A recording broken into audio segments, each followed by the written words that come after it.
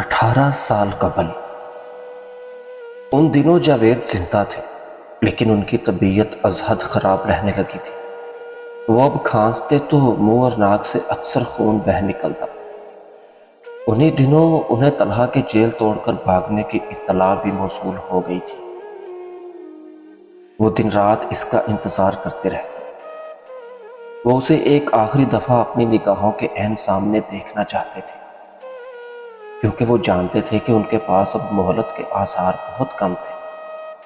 طلحہ کو نہ گھر آنا تھا اور نہ وہ آیا، لیکن جاوید اس بات کو سمجھنے سے قاصر تھے کہ آخر طلحہ اس جیل کو توڑ کر باہر کیسے نکل سکتا ہے۔ کیا وہ اتنا طاقتور اور چاق و چوبند تھا کہ کسی بھی جیل کو توڑ کر باہر نکل سکتا؟ ان کے لیے طلحہ کی جسمانی اور ذہنی حالت کے پیش نظر یہ سب سوچنا انتہائی احمقانہ سا عمل تھا۔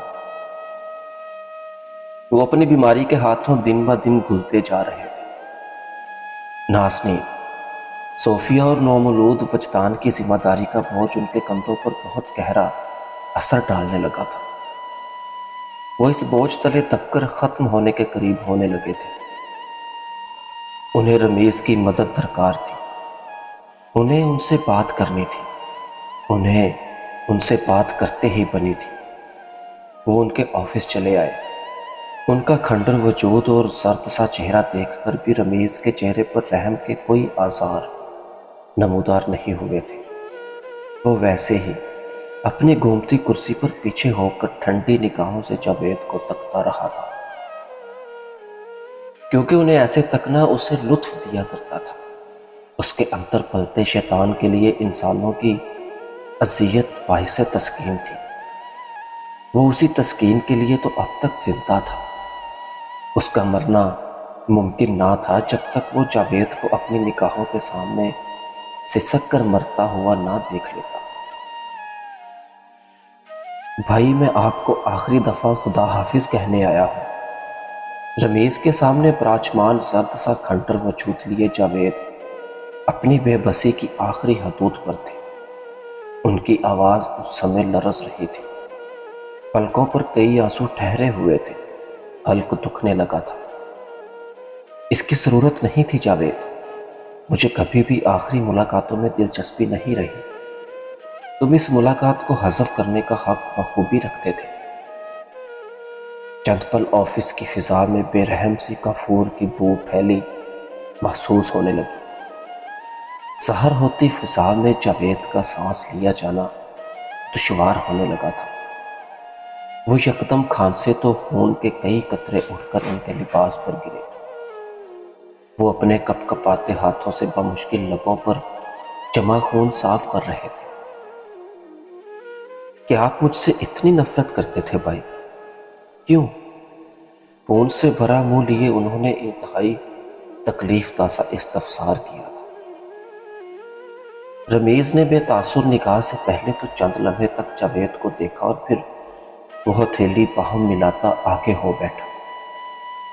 تم میرے مقابلے پر تھے۔ تم نے میری جگہ مجھ سے چھین لی تھی۔ تم اتنے قابل نہیں تھے جتنا قابل تمہیں گردانا گیا تھا۔ بابا کے سامنے، دنیا کے سامنے، دنیا والوں کے سامنے تم مرکز رہے اور میں عرصے کی ریاست کے بعد بھی پس منظر میں دھکیل دیا گیا۔ پھر میں نے اس مسئلے کا ایک حل نکالا۔ میں نے ایک عہد باندھا، تم میں مجھ سے کمتر اور ذلیل ثابت کرنے کا عہد۔ جاوید کی نگاہوں میں لمحے بھر کے لیے بھی یقینی سی ابھری تھی۔ ان کی پتلیاں ساکت ہو گئی تھیں اور رگوں میں گردش کرتا خون تک جم گیا تھا۔ سامنے بیٹھا یہ شخص تو ہرگز بھی انسان نہیں لگ رہا تھا۔ یکدم فضا میں پھیلی کافور کی بو تیزی کے ساتھ ان کے نتنوں میں گھسنے لگی تھی۔ وہ بے تحاشا کھانستے ہوئے آگے کو جھکے تھے۔ پھر میں نے اس عہد کے لیے لائحہ عمل طے کیا۔ تم، بابا، تمہارا گھرانہ، تمہاری عزتیں، یہ سب میرے نشانے پر آ گیا۔ میں ایسا کرنا نہیں چاہتا تھا، لیکن میں مجبور کر دیا گیا تھا۔ مجھے بابا کو ان کے فیصلوں میں غلط ثابت کرنا تھا۔ پھر میں نے ایک رات بابا کو مار دیا۔ جاوید کا پورا وجود زلزلوں کی زد میں آ گیا تھا۔ ان کے سامنے زمین و آسمان گردش کرنے لگے تھے۔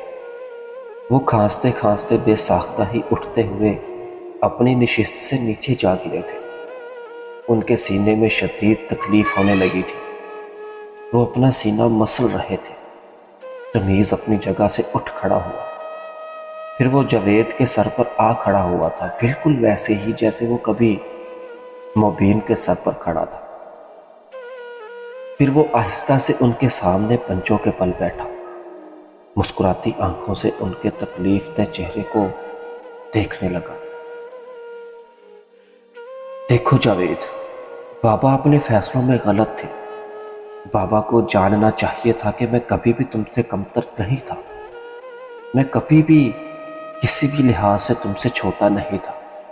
میں نے ہر مار کا سر انجام دے کر انہیں خوش کرنے کی کوشش کی تھی جاوید، لیکن وہ نہیں مانے۔ اور دیکھو آج تمہاری اور تمہارے گھرانے کی حالت کے ذمہ دار بھی بابا ہی ٹھہرے ہیں۔ وہ یکدم اٹھ کھڑا ہوا اور پھر جاوید کے چہرے پر اپنے جوتوں سے ٹھوکریں مارنے لگا۔ جاوید کی نگاہیں ادھ کھلی تھی اور خون ہی خون ہر جانب پھیلنے لگا تھا۔ وہ اپنے بھائی کو روکنا چاہتے تھے، وہ ان کے پیر پکڑ کر معافی مانگنا چاہتے تھے، وہ اپنے گھرانے کے ساتھ کیے گئے سلوک سے معذرت کرنا چاہتے تھے، لیکن رمیز کی جانب سے ایسی کسی بھی مہلت کا امکان نہیں تھا۔ وہ مارتے مارتے تھک کر پیچھے ہو گیا تھا۔ رمیز پر ابھرا پسینہ آستین سے صاف کر کے ہنستا ہوا جھکا۔ وہ اب پاگلوں کی طرح ہنس رہا تھا۔ وہ ہنستے ہوئے ذہنی مریض لگ رہا تھا۔ اسی اثناء میں آفس کا دروازہ کھلا اور پھر احمد اندر چلا آیا۔ بے یقینی سے لمحے بھر کو اس کی نگاہیں زمین پر گرے خون اور جاوید پر پڑی تھی۔ پھر وہ رمیز کو دیکھنے لگا۔ وہ ہنستے ہنستے پاگل سا ہونے لگا۔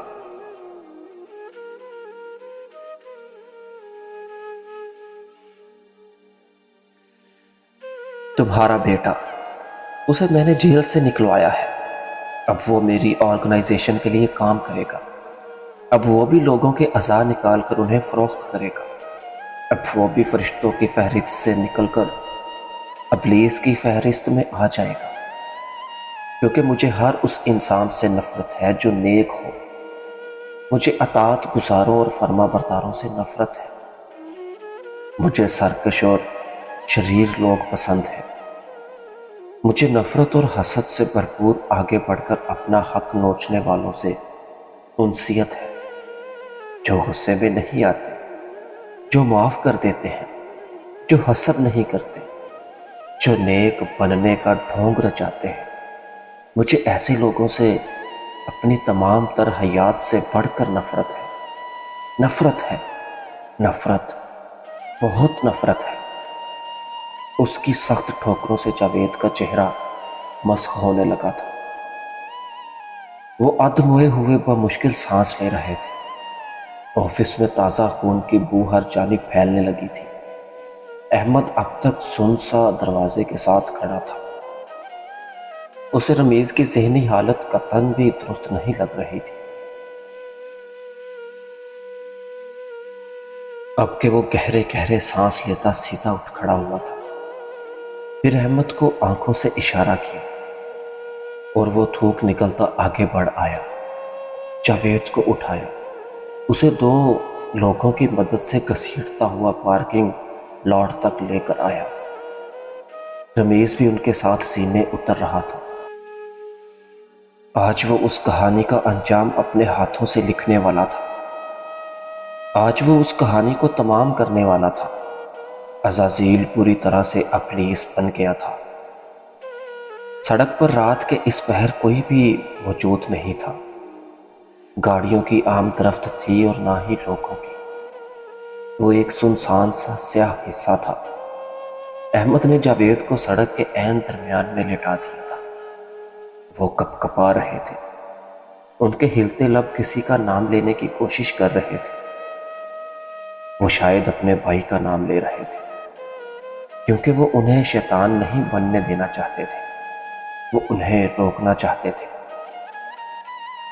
لیکن پھر کچھ کام نہ آیا، نہ آہو بکاؤ، نہ ہی دعائیں اور نہ آنسو۔ دور سے ہیڈ لائٹس چمکی، یکایک آسمان سے پانی کی بوندیں برسنے لگی تھی، پھر بوچھاڑ سی شروع ہو گئی۔ جاوید کے وجود پر لگا خون پانی کے ساتھ بہنے لگا، پھر ٹائر چرچرانے کی بہت تیز آواز آئی تھی، اور اگلے ہی پل رمیز کی گاڑی جاوید کو کچلتی ہوئی ان کے عین اوپر سے گزر گئی تھی۔ یکدم ہی آسمان زور سے گرجا، یوں لگا گویا وہ نیچے آ گرے گا۔ ہر جانب سناٹا پھیل گیا، ہر جانب خاموشی چھا گئی، گہری، جہنم جیسی بھیانک اور سیاہ خاموشی۔ آسمان آج اپنی پوری طاقت سے برس رہا تھا۔ رمیز اپنی گاڑی سے نکل آیا تھا، پھر وہ بوچھاڑ تلے چند لمحات کے لیے جاوید کے کچلے گئے لہولہان سے وجود کو دیکھنے لگا، اور پھر اگلے ہی پل وہ لڑکھڑاتے قدموں سے آگے بڑھایا تھا۔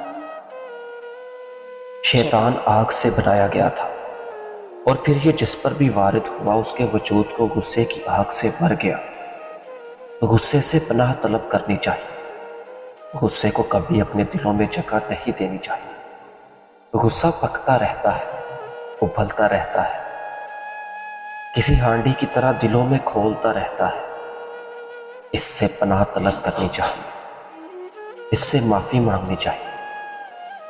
تڑاطڑ برستی بوچھاڑ تلے وہ اب کے جاوید کے سرہانے آ بیٹھا تھا، اور اب وہ بالکل خاموش چہرہ لیے سفید چہرے کے ساتھ ان کے مسخ کیے گئے وجود کو تک رہا تھا۔